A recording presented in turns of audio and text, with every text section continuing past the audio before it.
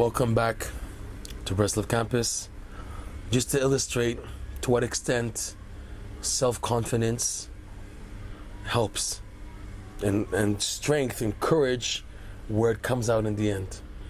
There was an incident in the Holocaust in World War II that the Nazi guards, the Gestapo, they came to a certain Jewish village, and as is known, the Nazi guards had full right legally to torture and hurt and punish and do whatever they want to the Jewish people without getting charged afterwards for it from the Nazi Germany government. They were allowed to do full-fledged whatever they like to do to the Jews.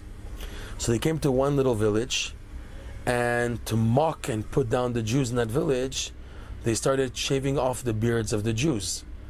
And the majority of Jews and an average person in such a situation would be filled with fear seeing these armed guards with guns and everything, soldiers, and then coming up to shave the beard. So many of them, were afraid. They just stood there while the Nazi guards shaved off their beards, and they didn't say anything. They couldn't do anything.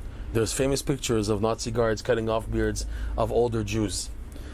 There was one story of a young chassid, I think he was a ger chassid, and the Nazi guards came to cut off the beards of the Torah students, the yeshiva students.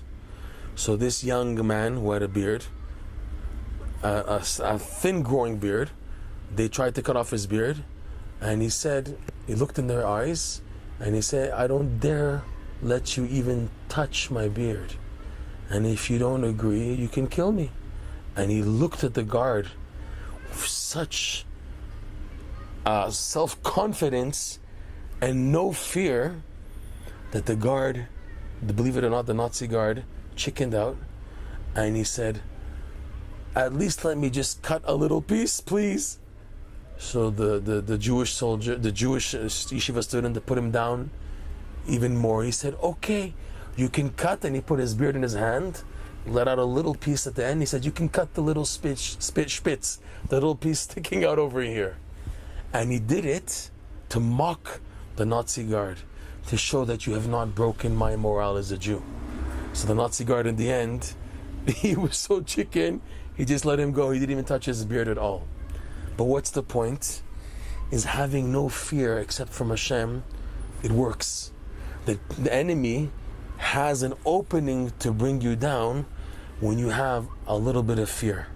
But when your fear of Hashem is so strong, and it comes out, fear of Hashem comes out not in daily routine and schedules. Fear of Hashem comes out when you're being tested, big time. That's when the fear of Hashem of a person comes out. It shows who the person really is. That in the main, when the person shows that he fears nobody except for Hashem, so then situations open up, and scenarios normally open up, and breakthroughs happen, and a person gets to where he has to get to in life, God willing.